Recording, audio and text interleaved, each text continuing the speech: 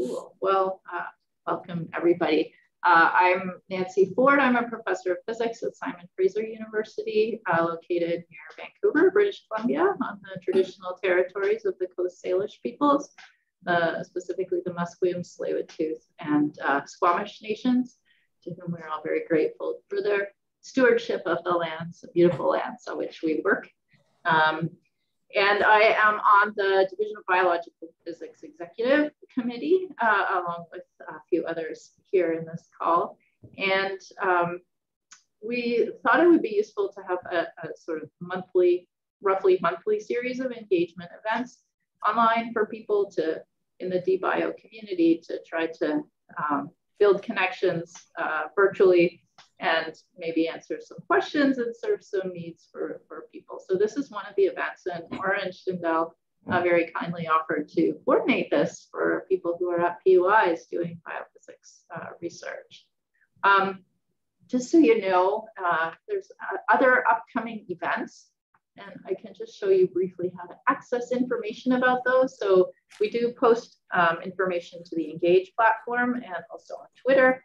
But you can also go, if you just Google APS DBio, you get to the main Division of Biological Physics page here.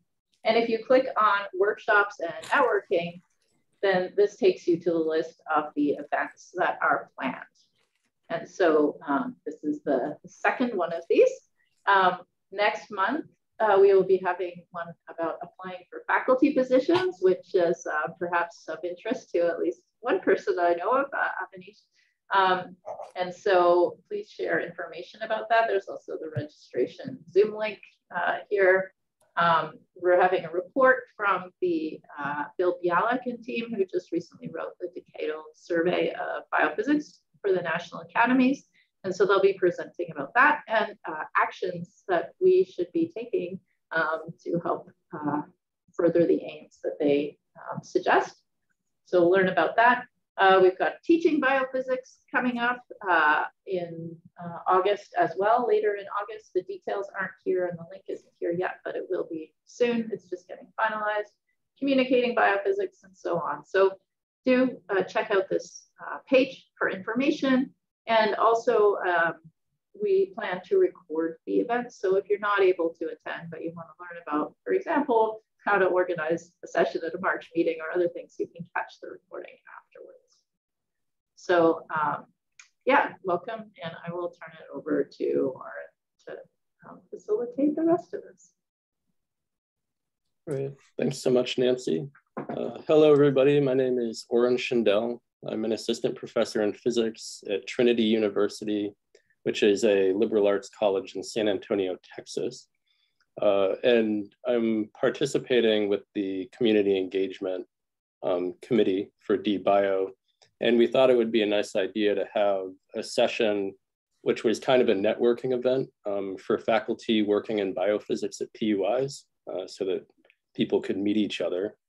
And so the structure of this event, the idea was to have a few panelists like to work at a PUI. So our three panelists are Janet Sheung from Claremont McKenna College, Ray Robertson-Anderson from San Diego University.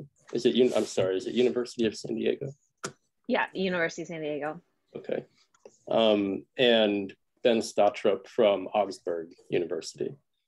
And we were going to have breakout rooms based on the topics that they discussed, but there aren't so many people here. So maybe after they give 5 to 10 minutes discussion, we can all just stay in this room and folks can feel free to make comments, ask questions.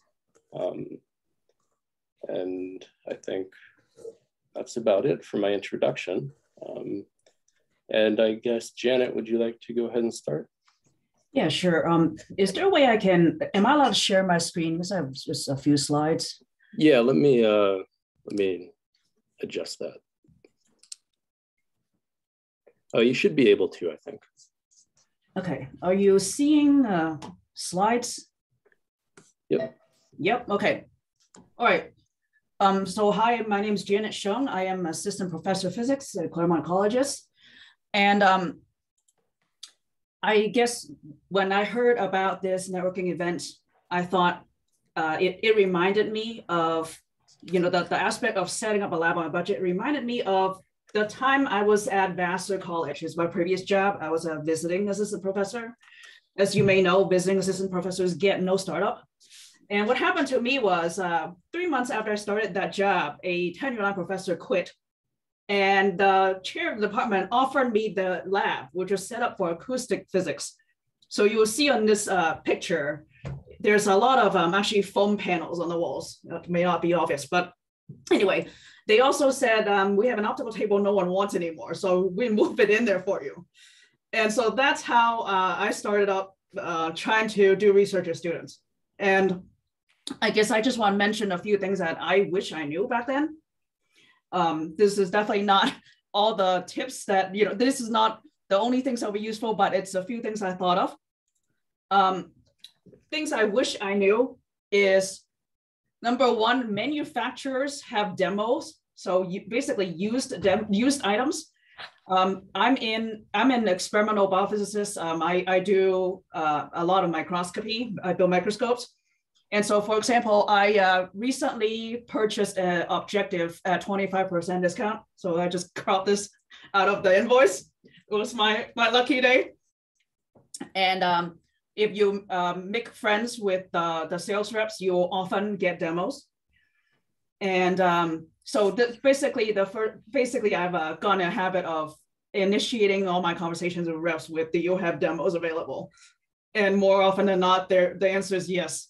It may require hacking things together a little bit, but you save so much money. Anyway, and then I buy a lot of optical components and things like that on eBay. I know people that I have colleagues who have purchased like liquidation batches from companies. So I haven't personally managed that, but some people manage to set up quite a bit of their lab by going on eBay or even on auction sites. And another thing I wish I knew is as a grad student, I was trained to follow protocols exactly, follow the exact item number, catalog number if someone bought. And when I actually had to start doing research with my students and there isn't enough money, I learned really quickly that there is a concept of good enough. So in this situation, RPI is where I buy a lot of my chemicals.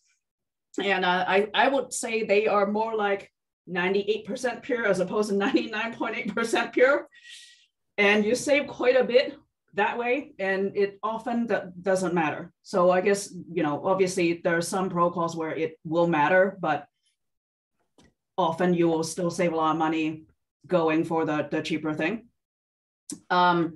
And then when I really need something and I couldn't figure out a cheaper way to get it in the States, I will buy from some of the made in China sites. So I guess in this case, I may have an advantage in that I can read Chinese. So I can totally get it. Some of you may not feel as comfortable, but Banggood is a place that has a lot of electronics and things like that for cheap. And I'm happy to share my experience in more detail. And then I learned to make a lot of things myself. So 3D printing, Arduino, those things, you can make a lot of things that do the same function for much less, like often a tenth of the cost. Let's see. Another thing is I learned really quickly that data doesn't have to come from equipment in my lab. It can come from equipment in other people's labs. And I had a lot of luck talking just to random biologists in my college and then neighboring colleges, because often biologists have too much data and they need someone to help them do an analysis. And so imagine if some colleague shows up and says, hey, that data that you're seeing in your hard drive, I can turn it to paper and add your name on it, right? You make yourself really popular. So that tended to yield some projects. And I know many people who actually got quite expensive used equipment from their own supervisors. And then another thing may not be as obvious, is I also talked to folks from large universities who have kind of large grants, and I'm talking about like NSF centers, multi-PI grants. And often they're looking for people like us who will link their research to underrepresented groups or undergrads. And people like us getting involved on their grant, it will actually help them get their next grant. And so I've gotten good positive responses by talking to major labs that way as well.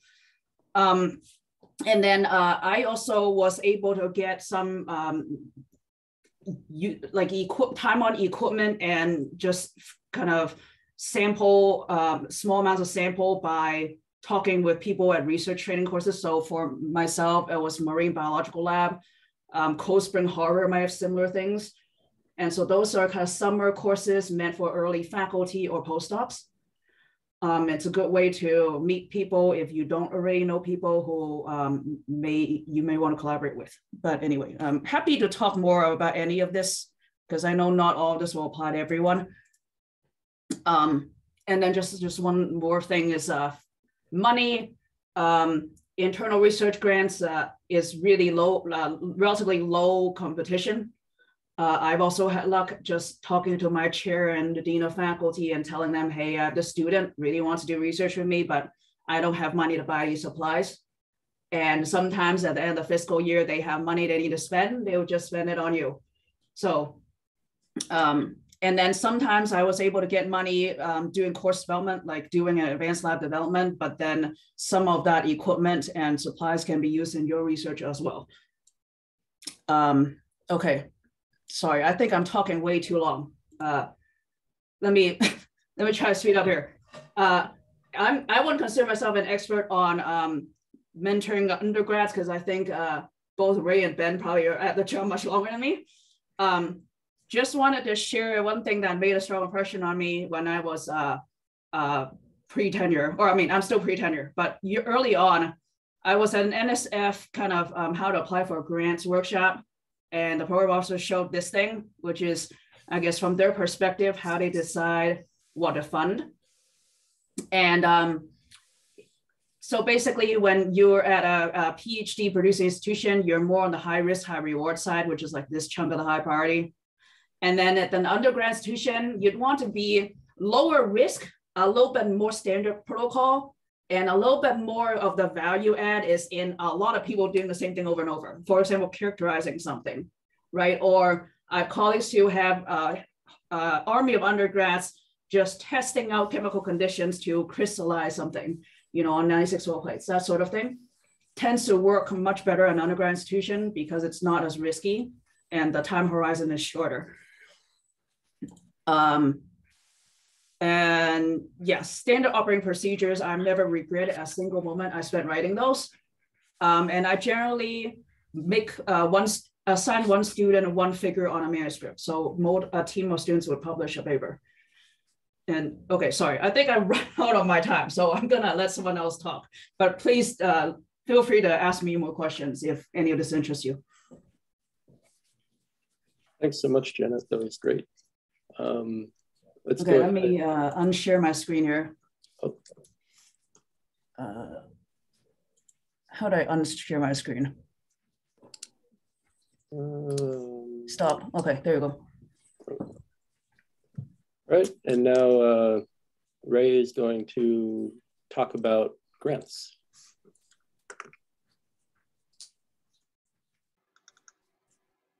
And yeah, hi everyone. So I'm actually going to talk about grant proposal writing, just give a few tips. Can everyone see my slides? Yeah, okay. Oops. Yeah, slides now. Okay, so I'm going to just, I'll try to be brief and then you guys can, please ask questions. But to preface kind of the advice that I'm going to give or help you think about when you're writing proposals, I'm going to tell you some ugly truths and then how do we deal with those. So first ugly truth is that the reviewers will not read your entire proposal. You especially like NSF, you have submit a 15-page proposal, they won't read it all. And different reviewers will read different parts. Reviewers may not have expertise in your field. And at the same time, they may think they do. Reviewers evaluate about 5 to 20 proposals at a time. Reviewers are skeptics. So I'm just laying these, so these are some ugly truths that you're just going to have to deal with. And we can talk about how you deal with those. Some not so ugly truths. Program directors want to help you and they will shoot you straight. So they will be honest with you. They don't want you wasting your time. They don't want to waste their reviewers' time. Another not so ugly truth. You are an expert in your field. You have a PhD. You have a faculty position. You are an expert. Reviewers don't just fund proposals, they fund you. They fund you as the PI. And you're an expert. And there's a community of scholars willing to help you succeed. Okay, so how do we deal with the ugly truths? The fact that reviewers will not read your entire proposal. First thing you do, make the first page the strongest. Most reviewers will read the first page. And if you hook them then, if they like what they read on the first page, they will continue reading more intently. If they're not impressed by the first page or they're not drawn in, they will skim at best the rest of the proposal because they've already made up their mind that they're not, they're not going to recommend this for funding. But if they're intrigued, then they're going to keep reading more strongly to, they're going to focus more. So your first page, you should spend the most time on. In your specific aims, and I'll talk a little bit more about specific aims at the end of this, but they should be clear and concise and on the first 1 to 2 pages. You want the very first page or first 2 pages to basically spell out what you're going to do and why, and get them excited and also have them understand what you're doing. Try to include a figure on every page and have a self-contained caption. Because again, reviewers are having this giant stack of proposals, all over 10 pages, 15 pages, and they're scrolling through to try to figure out if they should read this one more closely or not. If there's a figure on every page, then at least they'll draw it to their eye and they can read the caption and then try to look in the text where that figure is talked about a little bit more. When you're going through all this and you get to another page that's just all text, it's, they tend to not read. Okay, so use bold, italics, and colored fonts to make things important. So every 1 to 2 paragraphs should have some form of emphasis, be it italics, bold, or colored fonts, and choose one and stick with it. Don't, be throwing around a lot of different things, but I would not recommend underlining because that just adds more ink to the page and it's kind of, it's harder for the reviewer to read. So consider that every paragraph you write should have one takeaway message. And repeat yourself because again, reviewers will not read your entire proposal. So, right up front, state what you're going to do and why. And then when you're describing what you're going to do and why, say again and say it again. So just, be repetitive. And don't use jargon. You might think that by using jargon, it makes you sound like an expert, like you know what you're talking about. But again, the reviewer is not necessarily an expert in your field, and jargon actually makes it seem like you don't actually know what you're talking about because you don't know how to explain what you're doing to a general audience. Okay, reviewers may not have expertise in your field. This is true. So what you need to do is you need to make clear why what you're proposing is transformative, disruptive, revolutionary, all those buzzwords, because for you, it's quite obvious why what you're proposing is so transformative. But somebody outside of your field very well will say, well, why the heck would you want to do this? So don't assume that the reviewer is going to make that connection. And don't force them to make the connection. Make it explicitly. Even if it seems very obvious, make the connection for them. And also, I mean, you want to cite a lot of literature in any proposal, but make sure the literature is recent, especially when you're making the case of why this is important. If you're citing a bunch of papers from the 1980s, it's not going to be convincing. So just when you're thinking about your literature, make sure you're citing recent high impact papers. And again, this kind of goes back to number one, but be explicit. Okay, do not assume that reviewers are going to make the connections, because what is obvious to you is not obvious to them.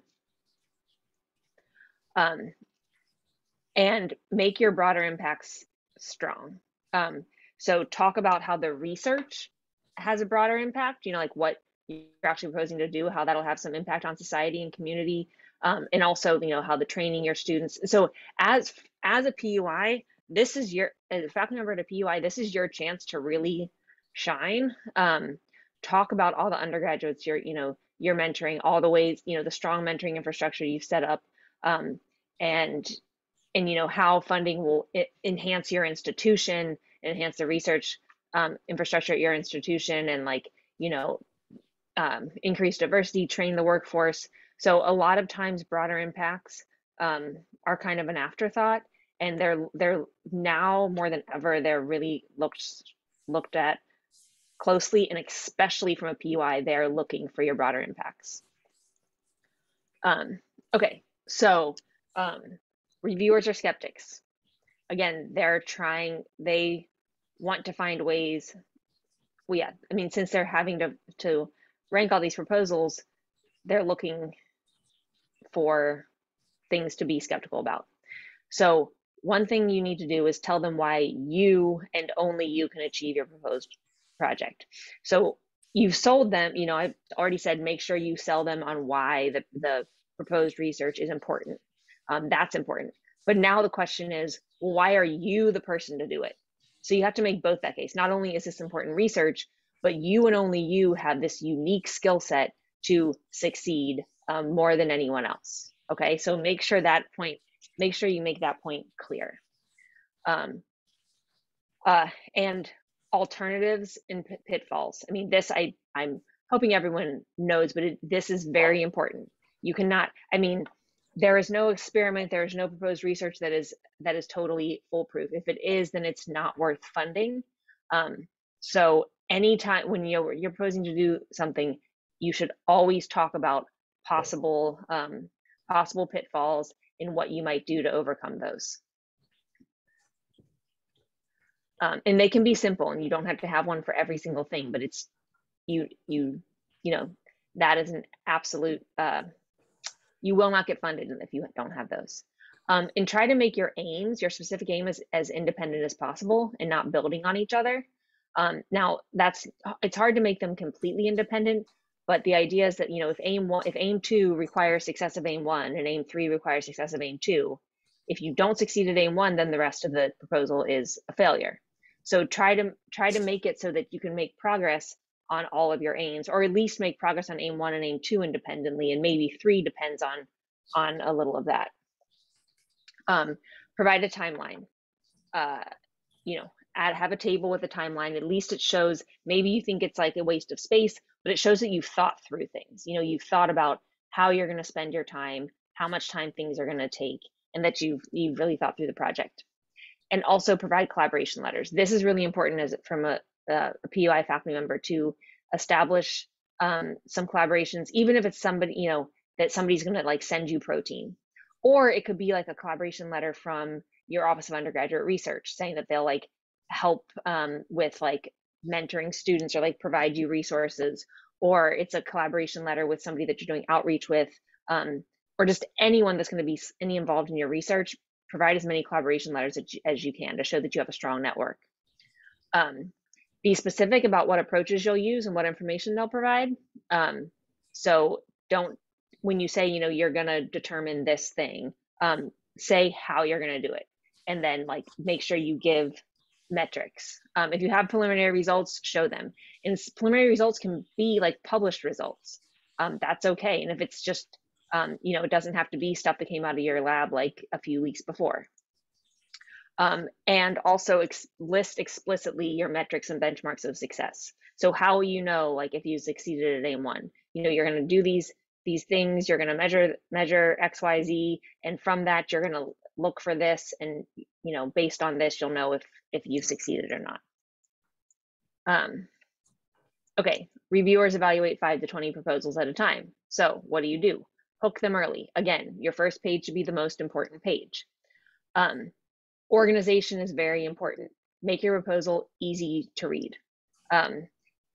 Make sure that they can, go back and forth and they can follow things clearly, and that they understand your aims from the very beginning. Include descriptive subheadings and figures. Well, if you have like a subheading that's like methods, maybe that's not that informative. Make sure they know what the subheading, make it a little more descriptive so they're in a place to understand it. And also be meticulous. Proofread it over and over again. Have your friends proofread it. Little things like that, like typos, poor formatting, are red flags that you're not careful. Again, repeat yourself because they read a lot of proposals. Include flowcharts, cartoons, graphics, tables, anything to break up the text and make it easy, what you're proposing to be digestible. Use bold, italics, and colors. I've already said, cite the literature. And yeah, this is important. The reviewer who's reviewing your proposal could be in your field, and if you do not cite their work, they will be offended. So just keep that in mind. Like, make sure you cite the literature. Okay, and I know I'm running low on time. So the not so ugly truths, program directors want to help you and will shoot you straight. So email your program director when there's a proposed, like if you think that there's a program that would fit your research, email them, request to set up a phone meeting or a Zoom meeting. When you email them, include your CV. And also before your meeting, send them a project summary, like your 1-page NSF project summary. Send it to them so that maybe they'll read it, maybe they won't, but at least they have, most of the time they will have read your project summary if you send it to them, and your CV. And have questions ready to ask so that you've shown you've done your homework. And yeah, just establish a relationship with the program officer because they will shoot you straight. And even though it's the reviewers that rank the proposals, program officers have some leeway on if you're like on the cusp, and they're confident in you and they want to fund you, they have some wiggle room to pull you up. And obviously, if you're ranked very poorly, they can't do anything about it. But if you've established a relationship with them and they like what you do, if you're on the cusp, they can find money for you. Okay, you're an expert in your field, so show off your expertise. Cite your own papers. Write with confidence. Use words like "you will" instead of "you hope to." And reviewers don't just fund proposals; they fund you. So again, make clear why you and only you are uniquely positioned to accomplish your proposed goals. Now, if anyone's noticing something I'm doing throughout this presentation, I'm repeating myself because I'm sure you've kind of zoned out one, here and there, and maybe missed a point here or there. That's why I'm repeating myself. High risk, high reward proposals are successful when the reviewer is confident in the PI. Okay, so you can get away with maybe something that's a little riskier, or maybe you didn't explain something so clearly. If they like you, they'll be more inclined to trust you. And then just ask mentors and peers to read your proposals, give feedback. You can look up previous successful proposals. Like NSF has all those proposals available, and you can email PIs and ask them to send you their proposals. They're happy to. And you can also set up Zoom writing parties to, if you have other people that are writing proposals, you guys can, be held accountable, set up times where you just sit there and write, and then you can, share drafts and things like that.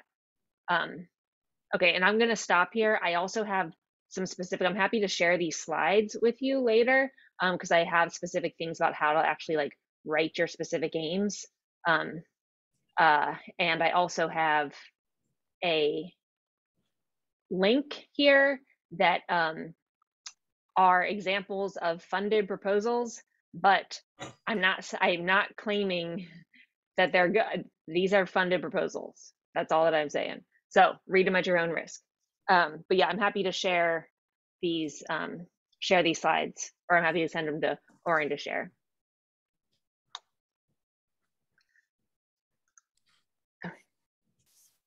Yeah, thanks a lot, Ray. That was great. And I am happy to share those if anybody wants to contact me.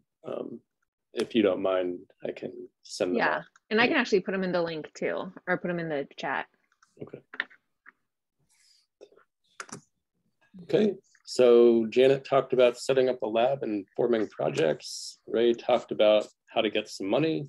And now Ben is going to talk about how to actually do research and teach at the same time.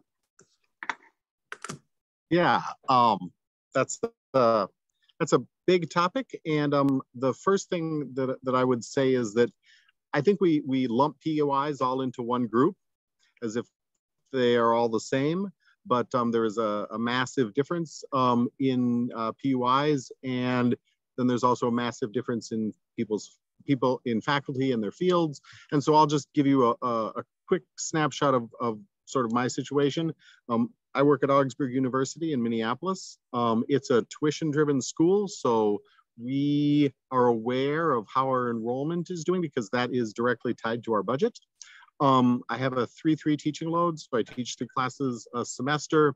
But we are right across the street from the University of Minnesota. So, so while we are research constrained, geographically being in Minneapolis and being within walking distance of the University of Minnesota's facilities and potential collaborations, those specifics to my job really have shaped my own experience. And wherever you would land, you would likely have a set of constraints or opportunities like that.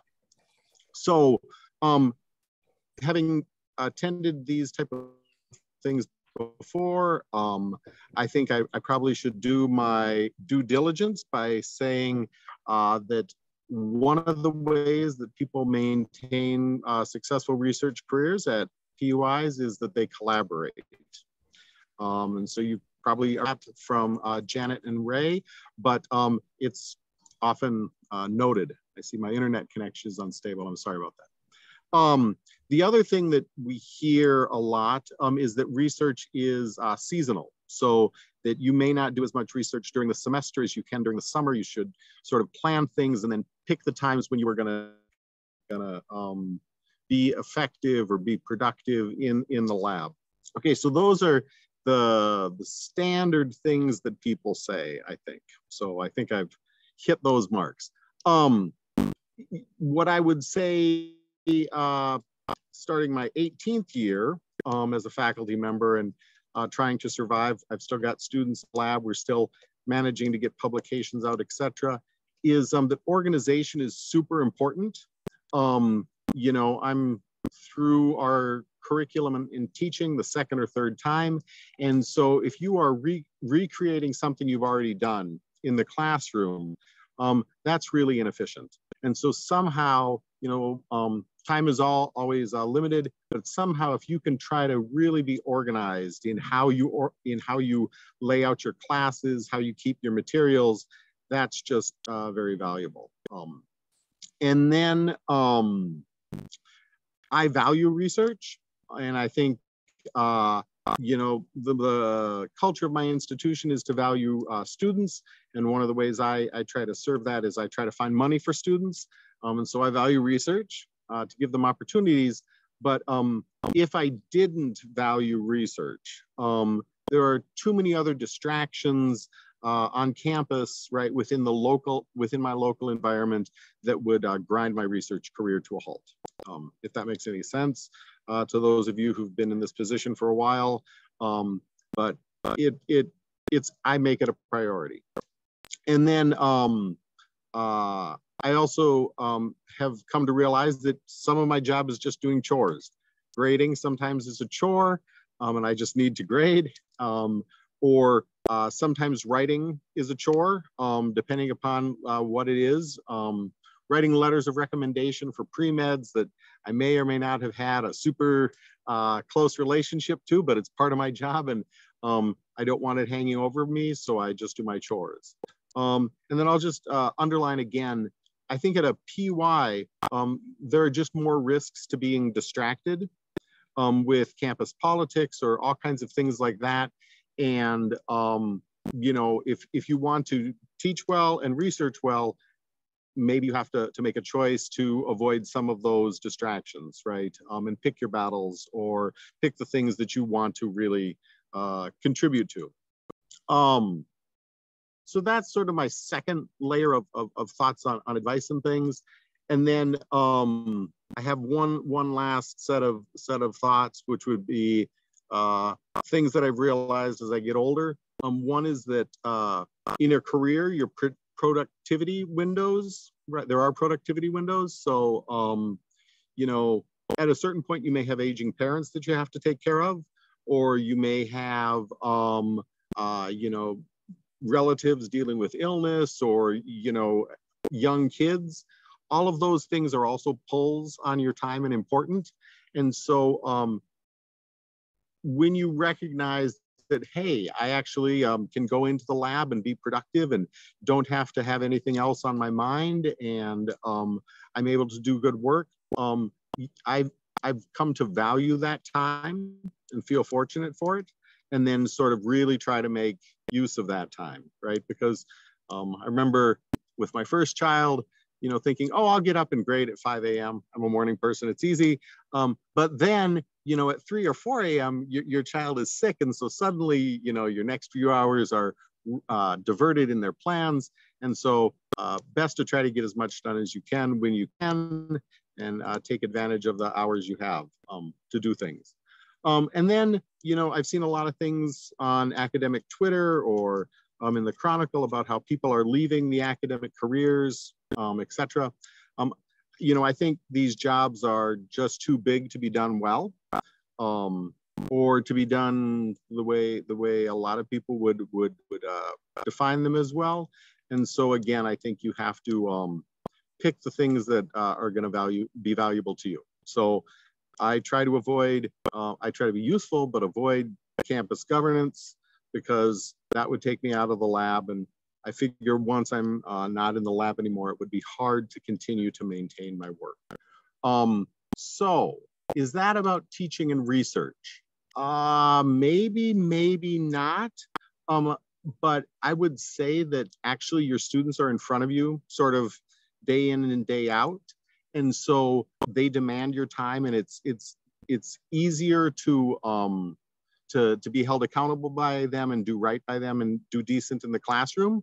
And the hard thing is carving out time for your research and not getting distracted with things that may be useful to the campus, but may not get you where you need to go. And so I guess that's what I would say. So hopefully that was helpful. Great, thanks so much, Ben. So it's about 20 till, and I know some folks might need to leave around 8 o'clock, but I'm happy to stay on for longer if people want to keep having conversations. But there aren't very many of us, so if you have questions, please just go ahead and ask.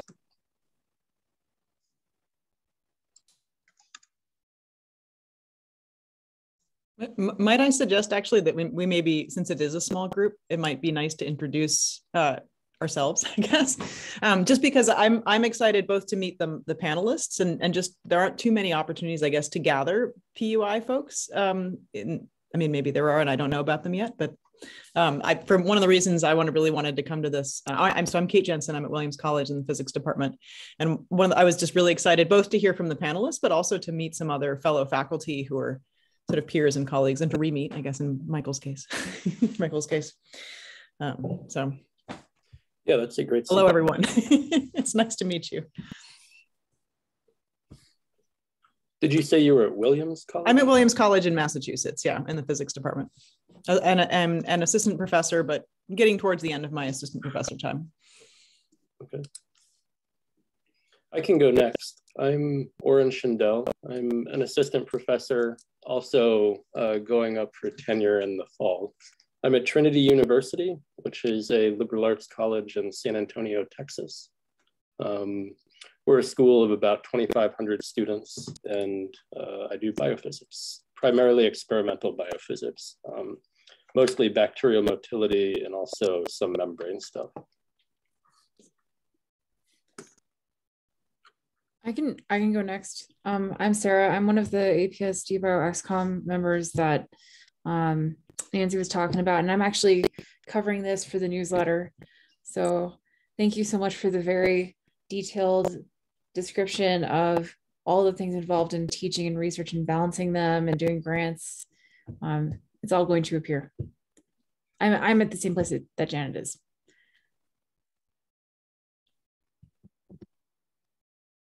I can go next. My name is Andrew Mugler. I'm at the University of Pittsburgh in the physics department. I'm also the secretary treasurer of DBio. And so, I'm not at a PUI, but I actually went to Harvey Mudd College for my bachelor's degree. And through the NSFRU program, many summers I've worked actually with undergrads from different PUIs. So I'm enjoying the conversation.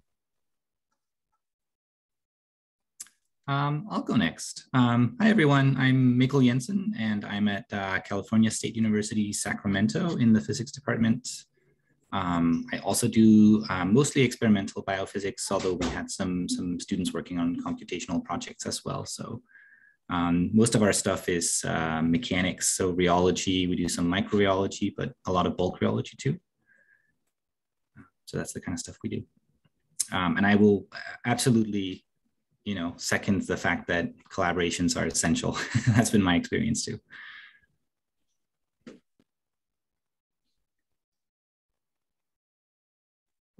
Okay, I can go next. My name is Mohammad Nuranidus. I'm actually postdoc in the Department of Mathematics at Florida State University. I'm working on biofield modeling stuff, both like ODE equation or whatever. And yeah, I'm not really assistant professor or anything like that in PUI universities or whatever, but I'm a part of APS, the bio community engagement, and we're going to have a postdoc kind of mentoring event in December, I think. So that would be something that I can get involved with the bio. But other than that, yeah, I'm here just to learn from you.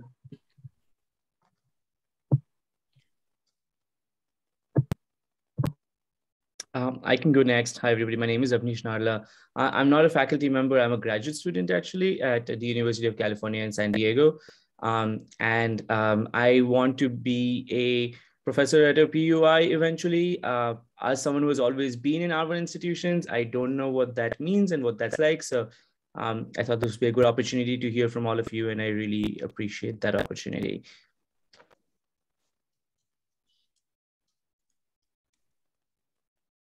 I can go next. So I'm Hoa Nguyen. I'm an associate professor at Trinity University. I'm in the math department. So I work with Orrin on the project that we're looking at bacterial motility in different kind of surfaces. And we also have some publication about, modeling a biofilm. So anyway, I'm excited to hear from you all about your experience.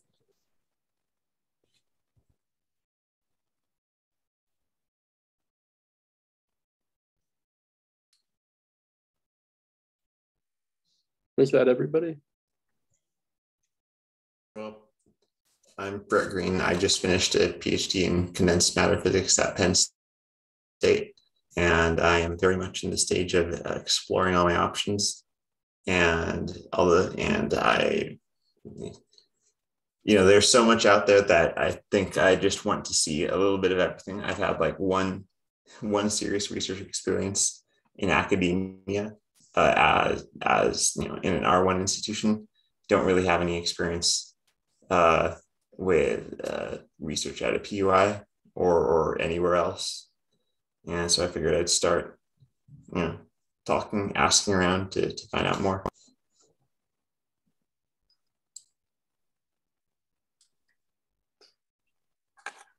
I think that's true for a lot of us that are now at PUIs, is that we didn't necessarily, most of us didn't trained up at R1s. I certainly did, and didn't really know what I was getting myself into until I got there.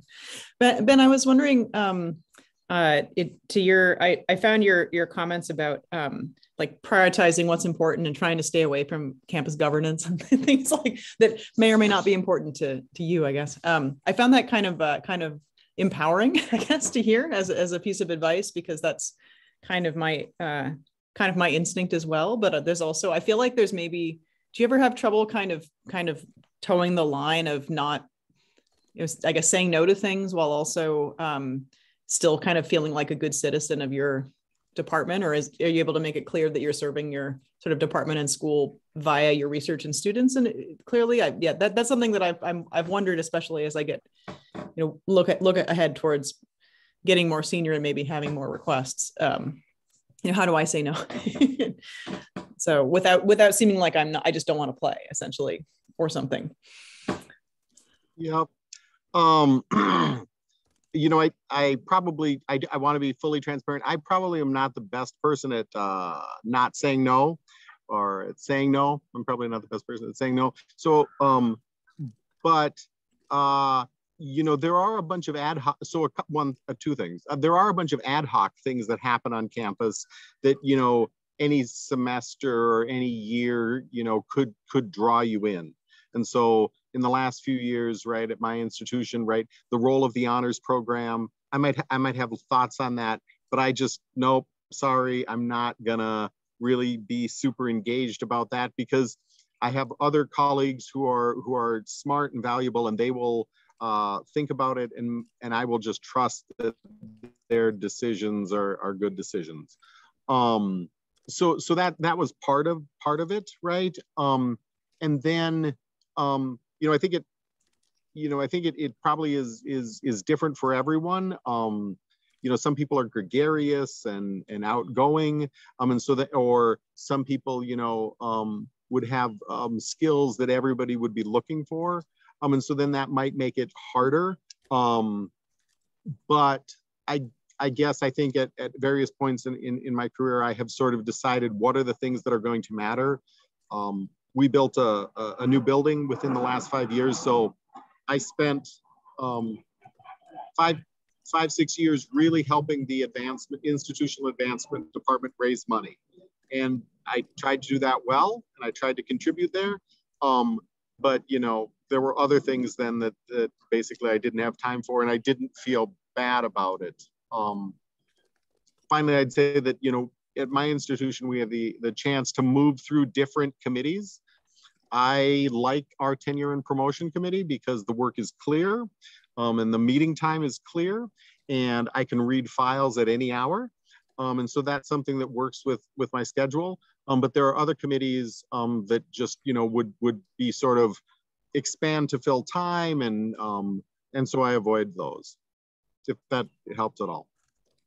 And I'm sure other people have thoughts on that.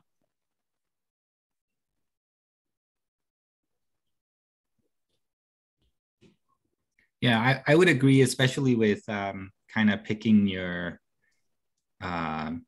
we often get emails about service opportunities, from your dean, or there's always opportunities to get involved in a million different things. So I think picking the things that are important to you, which I'm pretty bad about too, saying no to things. So, making sure to think about, is this actually a committee that I can contribute to, something that I want to work on, and then trying to kind of limit your involvement. I think has been, it's taken me many years, probably still working on that. So I think that's important. I remember when I was at my faculty orientation, the chair of the faculty senate was there and welcomed everybody, and then told everybody, I hope I don't see you on the senate for, another 6 years. I thought that was good advice.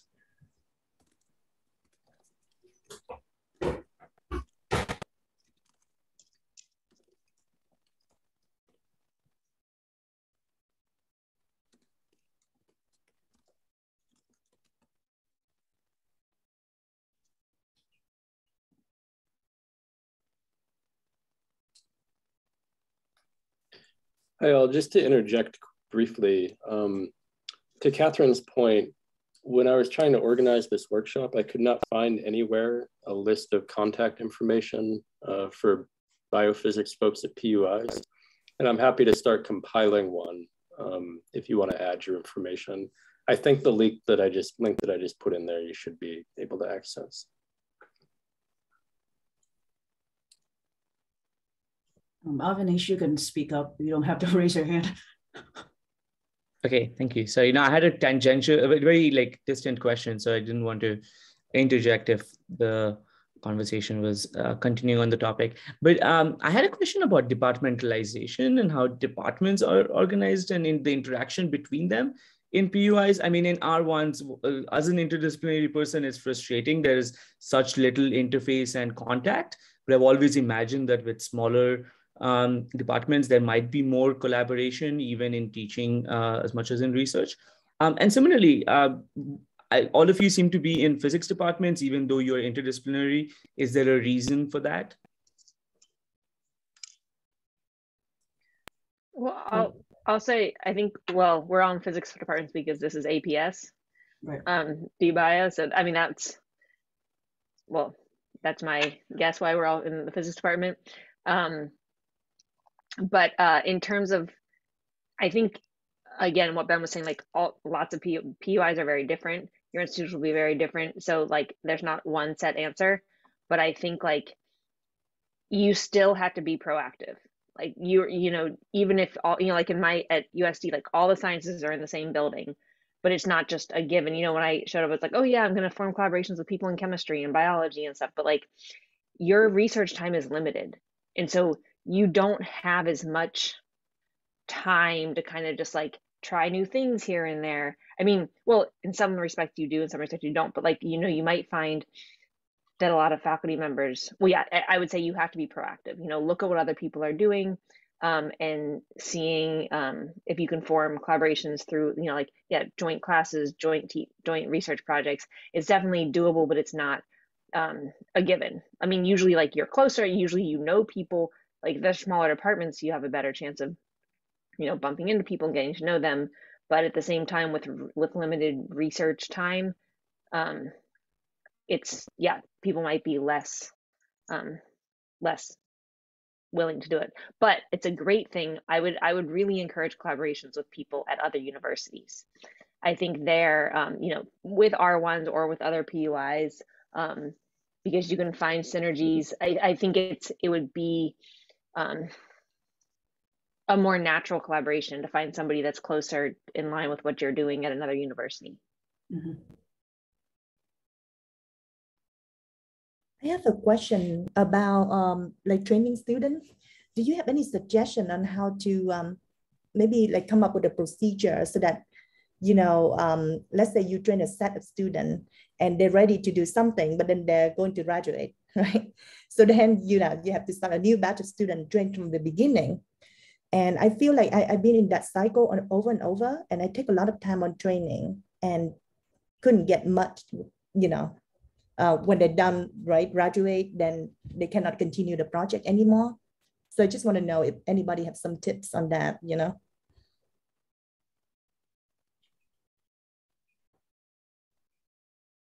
I'll just say, like, I ended up just creating like a document, like creating a whole manual, a whole training manual that all the students have to go through. Like, it's on my website, you can see it, you can use it if it's relevant to you.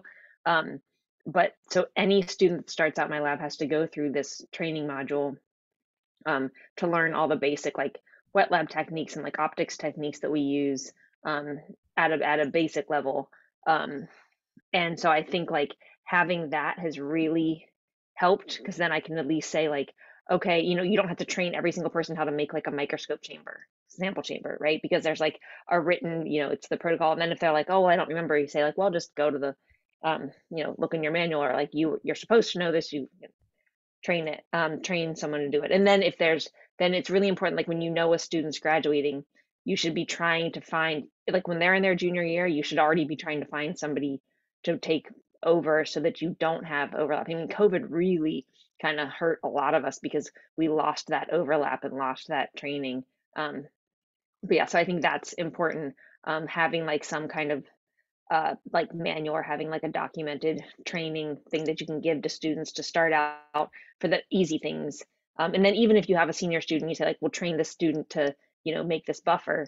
The student might not do it exactly the way you would do it, but if it's written in a protocol the way you want it written, then, you know, it helps with, you know, word of mouth or like mistakes that get passed down through playing telephone. I just want to jump in real quick that basically I've decided that written is great and I will go with a very detailed written thing. But also I've found many students just need to see. So for example, I can describe all I want about how you pipette this 10 microliters of this in an autoclaved pipette, but they can't translate when they're really inexperienced in the lab, they can't translate the words into the actual thing. And so I've recorded my students doing the very basic protocols. And I'm gonna, you know, I'm actually in the process of loading that into my lab website. And so I'm gonna use it just like the Ray's using her written manual. Is if a student comes in the lab, they, you know, and I want them to make a buffer, I tell them, look, this is the protocol. This is why we're making this protocol, because this paper that, you know, is related to research you're gonna do calls for this protocol or calls for this buffer. And if you don't know how to autoclave or pipette or pH something, here are the videos, right? And then, you know, at least when they need help, it allows them to ask a more targeted question for help, as opposed to for the student just coming to you and saying, I really don't know how to do this, can you help me? Which tends to take a lot of time. And another thing that I found really helps is I try to make sure that any student that's working a summer with me has already been in my lab before. And that can be just, you know, doing for credit, something for credit. Maybe they did a very intense individual project as part of a class or something like that. But I've learned that my summers are so valuable. I don't want to be spending a lot of my time helping someone from the ground, because 10 weeks passes really fast. And I found that I couldn't get to any semblance of a finished product with a student if they're starting from zero at the start of summer.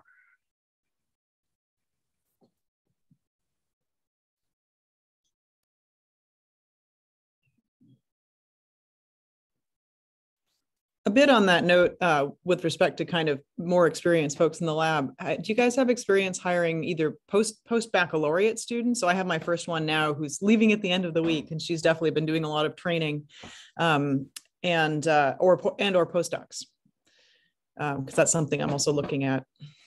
So I'm curious for any advice. Well, I actually have to run, but I'm happy to. I've had several postdocs and postbacks. So yeah, I do have to run and pick up my kids, but if you want more information that other people here can't give you, you can feel free to reach out to me. I'd be happy to chat with you about it. Okay. But Janet knows my postdocs, and I've talked to Janet a lot about postdocs and postbacks, so maybe you can relay some of that information. But thanks, guys. Great to see you. Yeah, thank you. Thanks so much.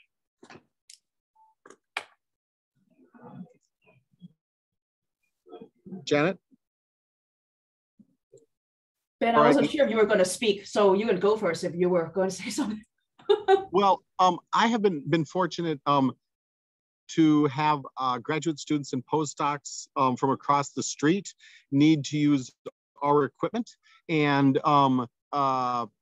then through that they have oftentimes provided some sort of mentoring, guidance, training to our undergrads. And so, you know, I guess I haven't been the person signing the checks, right? So that is probably a little bit different, but you know, there's a different level of maturity with the graduate students that I've worked with that is, you know, helpful for their project or for our collaboration, but then really also helps with undergrad. So the undergraduate in my lab this week, I've been busy with some things, but he's a graduate student who basically, you know, checks in with him every day, making sure he's doing good work. you know, is making sure he's being very careful about cleanliness, which is super important in our field. And so, yeah, it is great to have people who aren't undergrads who can contribute to your research. Okay, yeah, so I'm relatively inexperienced in terms of, you know, hiring people. I just hired my first postbac, and my intention is for him to be that kind of point of continuity, right? So lab telephone is a real thing. You can have an undergrad teach another undergrad, and by the third round, the thing has no semblance to what you originally wanted them to do. And so, I found that the postbacs do work better with, they're less intimidating to my students. And I found that they help in a way that sometimes I can't, you know, even if I were able to spend all that time in the lab, there are things I could not do for my undergrads that my postbac can. And then a related point, yeah, so as Ray mentioned, I'm actually one of the collaborators, so I met her postdocs. I think hiring a postdoc in a PUI is a interesting issue. So I personally thought quite a bit about it. I feel like I want to make sure I do right by any postdoc I would hire. And again, I have not hired any yet. But it is possible to find someone who wants to do kind of a combo research and teaching postdoc, where them working in as a postdoc in your lab at a PUI would also work for their careers.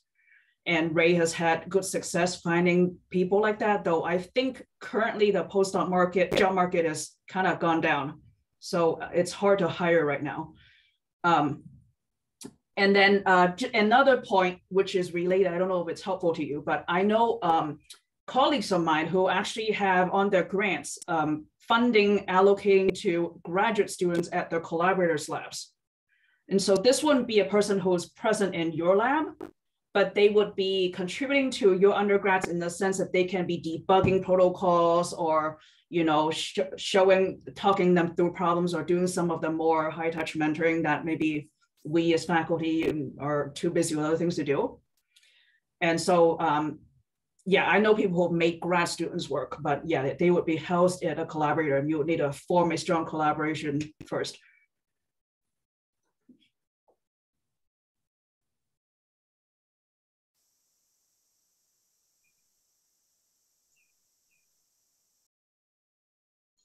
Thanks, that's really helpful, thank you.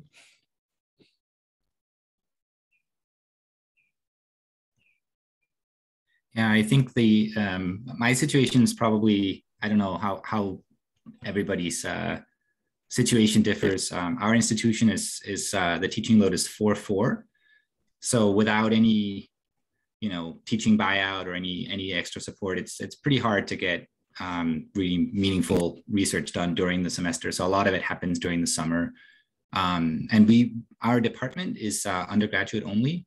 But I've worked with graduate students from another department. So our department is pretty small, but having the collaborations with biology, for example, who again, I can't remember who mentioned being proactive, but they didn't know that any physicists did anything bio-related, right? So that was a eye-opening experience to both chemistry and biology. And we have really nice collaborations with them now.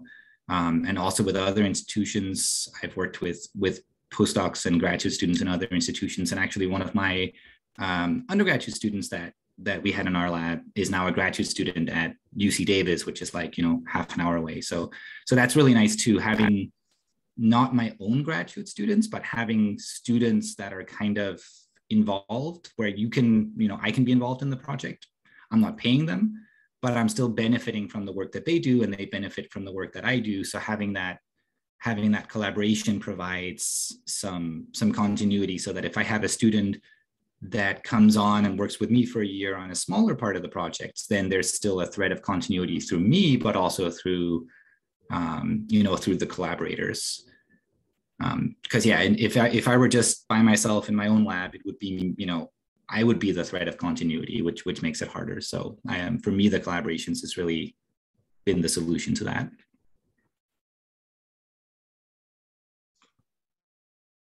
I'll just add that, you know, this is probably institution specific, but you can find yourself in an institution or a department where there aren't too many people to talk to.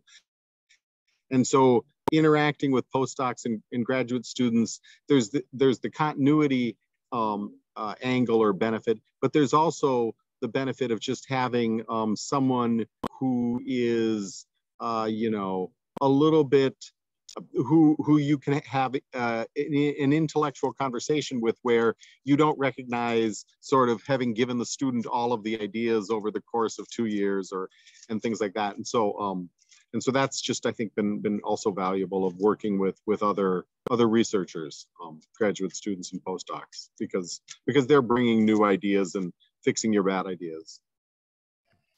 Absolutely, yeah. I mean, for me, that's being able to collaborate with the other departments is a huge source of community for me too, just as you say, both intellectually having other people to bounce ideas off of. I mean, we're 2 biophysicists in the department now. Myself and my wife, Eliza, are both there.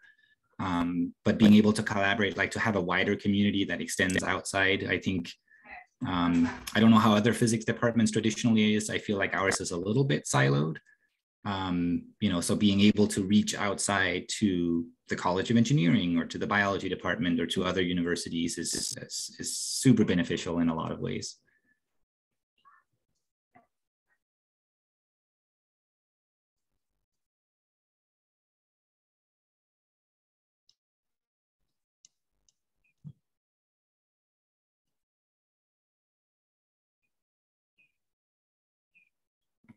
I wanted to ask a question if nobody else has any questions. I think there was one of the early points was being able to find equipment on the cheap through eBay and things like that. How are your universities with allowing you to buy through, we have all this stuff with approved vendors. I don't know if that's like a universal thing. Where if you want to pick up something on eBay, it's actually pretty difficult. So I don't know if anybody has had experience with how to navigate that. Our university, I don't have any problem buying lab equipment on eBay. I don't know if that's common or not, but it's pretty straightforward for us. I think there may be major differences between private and government, sort of state-funded places, and I don't know exactly what the funding structure is, but my understanding is anywhere that's more state funding has a lot more levels of absolutely making sure that the taxpayers' money is being spent just so, and private colleges tend to be like, whatever, do right by us. So, and that's something, I mean, I really am grateful for being in a private college, rather, that it's we have Amazon business accounts and can just kind of like, I mean, just so it's so whatever the tax exempt stuff goes through, but it's like I buy random stuff off Amazon for my lab, and it feels like random. I mean, it's useful, important stuff, but anyway. So I suspect that could be a distinguishing factor as well, like just what the structure of the college or university is, and whether it's state funded or not.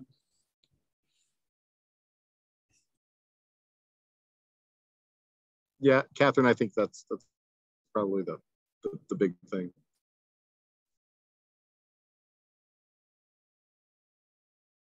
Too bad if you're missing out on some good deals, though. Though it can also be risky. I ordered a vacuum from eBay and received a call from the vendor and had to spend 45 minutes talking to somebody about a warehouse full of equipment. It's a very folksy conversation.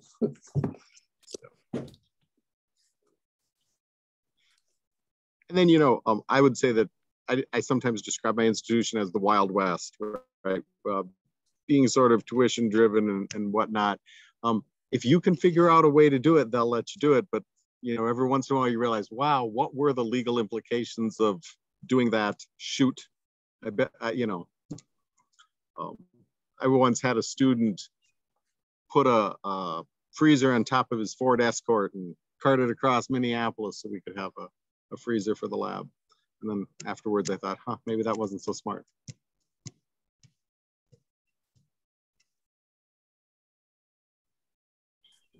I'm curious if anyone knows how to get a course release, like from your own experience, like what kind of grant you apply, a program?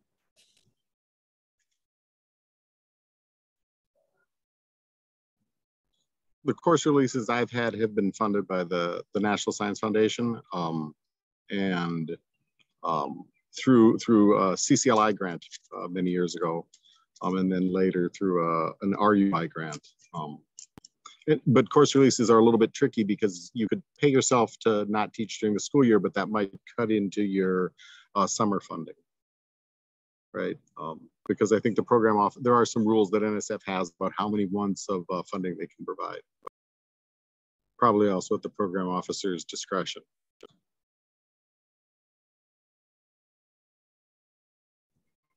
Yeah, that's one thing that, you know, if I could give myself advice going back in time 7 years, is just being aware of that. For me, the institution support has been the biggest thing. So like, this again probably varies from institution to institution, but most of my release time comes from like 3 units, you know, or 1 course buyout to do a pedagogy enhancement, or to do like an institution funded, you know, 3 units to buy a project. Like a lot of the equipment has been through little pots of money that has freed up, that the institution is going to have a call for, you know, instrument proposals of a certain size or something like that. So it's probably very different from institutions to institution, but depending on the needs, that can be, like for me, that was huge. We had an instrument that cost $10,000, which doesn't sound like a lot, but if you don't have a pot of money allocated to it, that could be a lot of money. And that was, you know, there was like a system-wide grant that basically is that size. And so we got the instrument funding through that, and then we got some release time through another thing. And so kind of pieced it together. Sometimes that can even be lower entry than like an NSF or NIH funding. And sometimes the time is really what you need. It's not always the money, it's the time that you need. So sometimes having a big grant that takes a lot of time to write is a barrier, but if you can find that 1 course buyout time, then at least that's been my experiences. You know, those little sort of internal things that don't necessarily come with a big overhead or come with a big pot of funding, but that can really be what gives you the space to do what you need to do. So.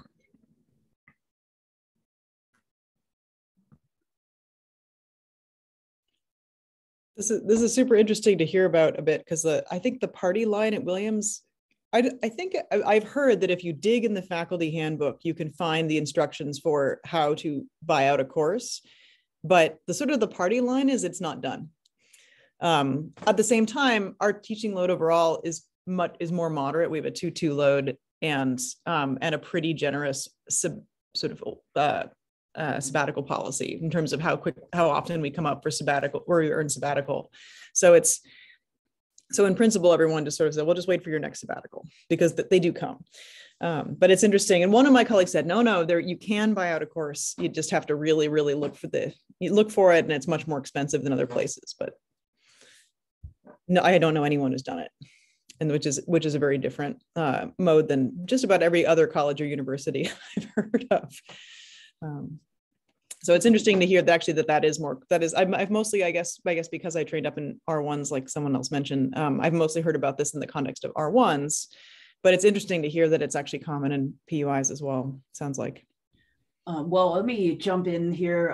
I guess I'm at a similar type of institution to Williams, but a Claremont colleges. And for us, it is a no to try to buy out course time. I think for us, our mission is to provide, high faculty to student ratio education. And so it's seen as counter to the mission of the college for faculty to try to buy out their time with students.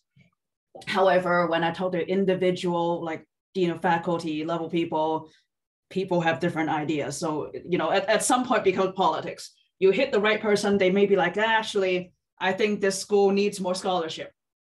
But definitely, I think for people who are at like a 3.3 or 4.4 type of institution, I think it's understood that you buying out a course is something you can do with a grant. At least that's the understanding I have from talking to people. And I think most people realize that if you don't have enough time, then you can't do the research. Yeah. Interestingly, and maybe this is similar at Claremont, or I think you said you were at Claremont McKenna. Mm-hmm. I'm pretty sure though, if I said, hey, I got this amazing fellowship, can I take a semester leave without pay? Which to me is the same as buying out courses. I don't know. I think that could fly, but you'd have to couch it in that terms. And so it's not taking away from the educational mission kind of a thing. I don't know. I mean, I haven't tried. I'll see what I can do. I also haven't tried, but if you try, let me know what happens. Because I want to try to get some amazing fellowship. Yeah, I'll get some amazing fellowship and I'll let you know how it goes. Tell them you're gonna generate really fantastic PR for them because they love that stuff.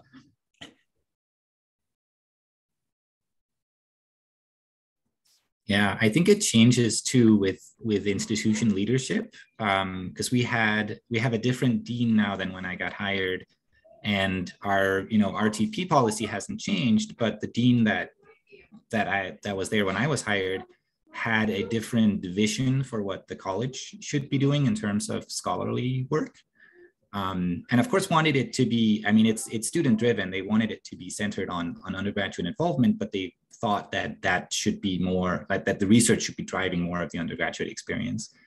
And the new dean, I think, still believes that, but has a bit of a different vision. So sometimes the leadership can change, maybe a little bit of funding gets moved, and there's like an initiative to, like there was an initiative when I came in where you could get basically support time to craft a grant proposal for NIH or NSF. And that doesn't exist anymore. And I think that's because of the leadership change, or maybe higher up the leadership change. So sometimes things will appear or funds will be reallocated. So keeping an eye out for that, I think, is important. And also in terms of like the university mission, I mean, definitely if I buy out time for research, it gets, it has to support the mission of training undergraduates too, right? And like it's a high impact practice, like all those things kind of gets incorporated into that. And the buyout is, of course, it's always contingent on satisfying the teaching for the department as well.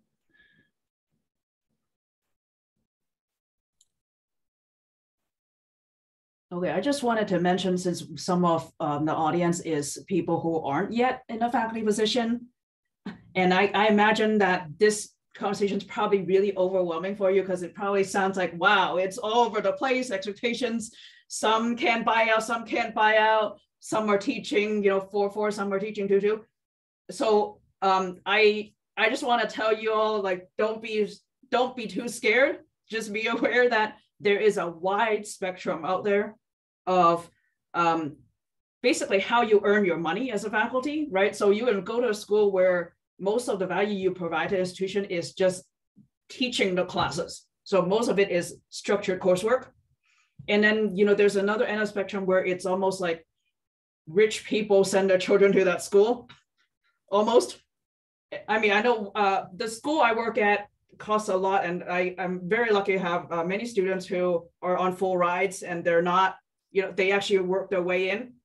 But, the school I'm at, I would say, more focuses on individual attention and getting students involved in scholarship, right? And so accordingly, the time I'm compensated for is different, right? So at a school where you have a smaller teaching load, the flip side of that is there's higher scholarship expectations. So your job may be less safe, depend on what you want, right? Some people actually want a more teaching job because at least if you do the teaching well, you will basically get tenure.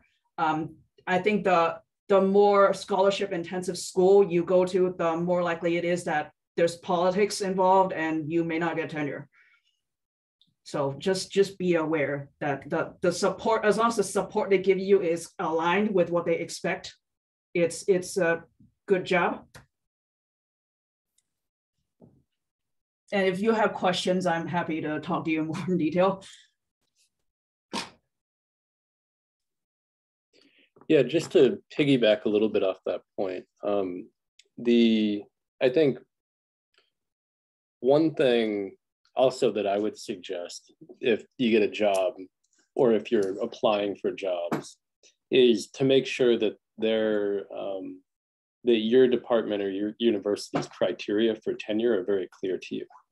Because I've seen cases where it's kind of opaque and people can't tell whether or not they're doing what they're supposed to be doing or not.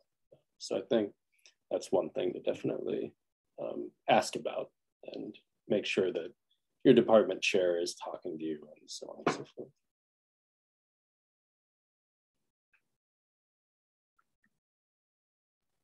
For those of you guys who are also at colleges and universities, do you feel like the expectations have been clear and sort of well aligned? If you don't want to answer, that's fine too. I guess it could be a fraught question. At Williams, they're very it's ridiculously transparent, which I appreciate. And the sort of research teaching balance was made quite clear from the beginning. Yeah, in our case at Trinity, it's also, at least in my department, it has been very clear. I mean, more or less, there's a little bit of a gray area because you sort of have to, how many papers do you really have to write?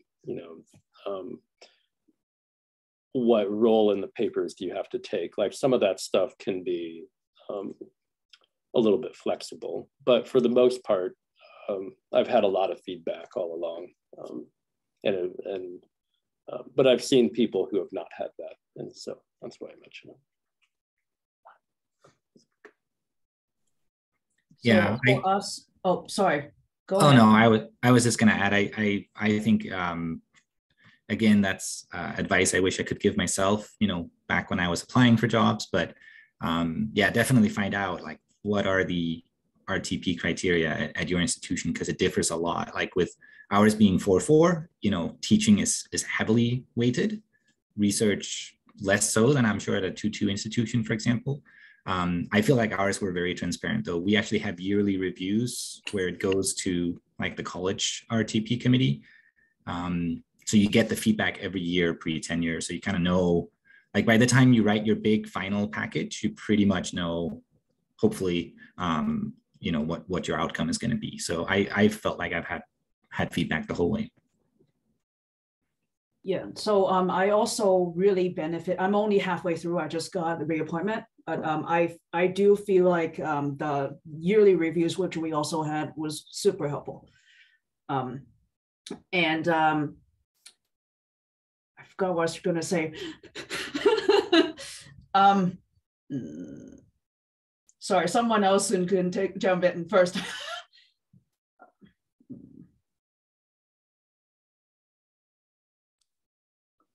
Part of the process here was that, so you mentioned yearly reviews. We basically had two kinds of reviews. There were formal and informal reviews. So in even years, you do a formal review, which is kind of like, it's almost like a test run for your tenure packet for what you've done so far. But I actually don't know what the process at R1 universities are like, but I'm not sure you have to do the same level of like progressive accounting of your work. But although they're a pain, they're actually useful for two reasons. One is that it forces feedback from your department. And two is it forced me, at least, to actually keep track of what I was doing rather than let it sort of pile up and then have to like pull it out from somewhere later. Yeah, adding to your CV every single semester is a great idea.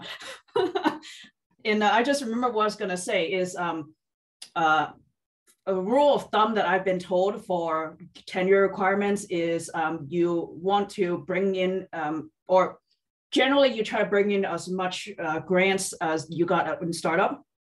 But I think and that's generally the case for R1s. I think for most PUIs, you're okay if you don't bring in a grant. For where I am at, I'm told that I'm supposed to at least attempt to get one. And they will reward us for trying to get one, but they won't hold us accountable if we are unlucky or, it's a rough year or something like that. And so I really appreciate that part of things, because as a graduate student, I'm sure many graduate students can relate to this. I would watch my PhD advisor disappear for a month at a time trying to write grants. And I remember thinking to myself, I don't want to be in that position. You know, I don't want to be the person who have to tell a grad student or postdoc that you need to go because I don't have money. So that's something that I'm really grateful for.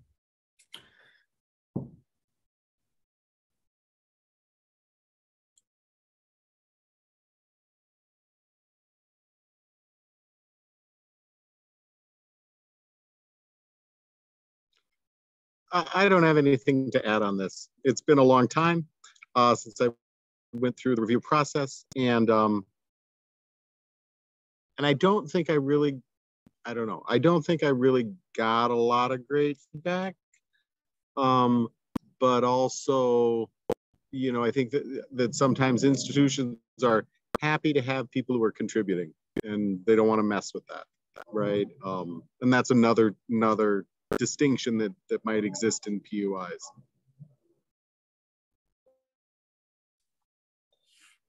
Well, I don't know how long folks want to stay. Like I said, I'm happy to stay on here as long as you like. But one question I just did want to ask, in case anybody has any feedback, is part of what I was hoping to get out of this event was just the chance to meet some new people, which it's hard to otherwise do.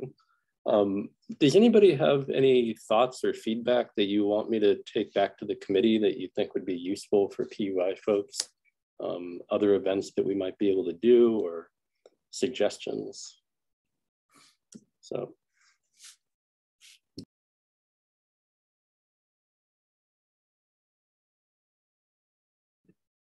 I mean, I guess I might enjoy more things like this, or I mean, ideally more, you know, in person at, you know, at meetings or whatever as well. Definitely, as I've been, you know, when I decided to go to Williams, you know, so I applied quite broadly. I wasn't specifically targeting a PUI, and just found a really, really good fit for me at Williams and took the job. But a lot of people in my research community, as I wasn't tied into any kind of sort of PUI network, a lot of people in my research community ask me questions like, well, are you still going to do research, or are you going to teach, you know, sort of what's the, and I found that I kept feeling like I kind of had to explain myself. So I feel like if I'd known more people or had more of a network, that might have helped that transition, or at least asked them how they had done that. And so, yeah, so I had a lot of questions about whether I was still going to be doing research, or what the, you know, just there's a lot of assumptions, I guess, that all PUIs are the same. So yeah, so I don't know. So something like this, I think, as a sort of earlier in my career would have been nice. And now it's great. I mean, still, it's like, I feel like I don't know that many people who are at PUIs. So that would be fun to do more things like this, even quite just informally. And I guess jumping on to Catherine's point, I think I've had good success collaborating with people who are also at PUIs, just because people at PUIs tend to focus on projects that have a longer times, can go slower without getting scooped, basically. Because sometimes when I try to collaborate with someone in R1, they want a project to move so fast that I cannot involve an undergrad, right? And so I would personally appreciate, you know, maybe a March meeting or something, some big event like that, having just like a meet a potential collaborator PUI kind of networking event. Thank you for organizing.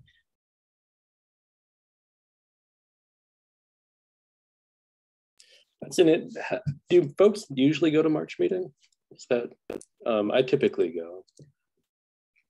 Maybe that would be, I wonder if that's something we could try to do, is to organize like a biophysics PUI informal gathering at the March meeting. And depending on if it's just a broadly physics PUI, might actually be fun too. Yeah, that's more or less what I was about to sort of say, is that might be, you know, that there's, I guess it depends on the size of the conversation. If you have a dozen people, maybe you can have a conversation. If it's, or like a DSoft, DBio, DPoly, GSNP kind of the soft half of the meeting. I'm pretty new to crossing over into DBio, so it's a new adventure as well. But like, I found some really interesting plants, so I guess I'm in. I didn't find them. They're all over the world, but a botanist actually here at Williams in the biology department sort of keyed me into it. So it's as you said, collaborations. So hi everyone, I'm in DBio now, I guess. So I normally attend the Biophysical Society meeting much more frequently than APS. And I know that their annual meeting usually has a PUI session focused on something like getting a job at a PUI or whatever. And those sessions are really well attended by sort of postdocs and grad students. I mean, you know, you can find 50 postdocs and grad students who are like, how do I get that job? And so those are well-attended sessions. And you're thinking, well, it's not exactly what you think it is. But.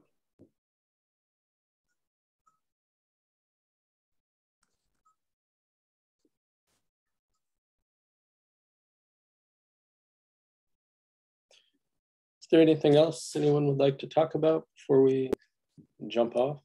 Again, I'm not trying to rush you. I also don't want to force you to sit here forever.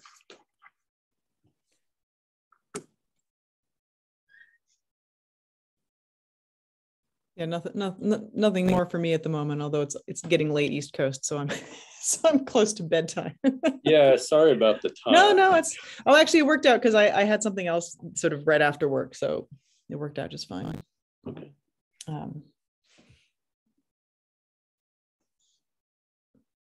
But this has been great, so it's been nice to meet you all. Yeah, nice to meet you all. Feel free to email me if you want to talk to me some more. Yeah, and also if anybody wants to email me with any thoughts or ideas that you think the community engagement committee could, I'd be happy to take it to them. Mm-hmm. Cool. Thank you so much, folks. Take care. Thank you all. Thanks, Ben. Thanks, Janet. Thanks.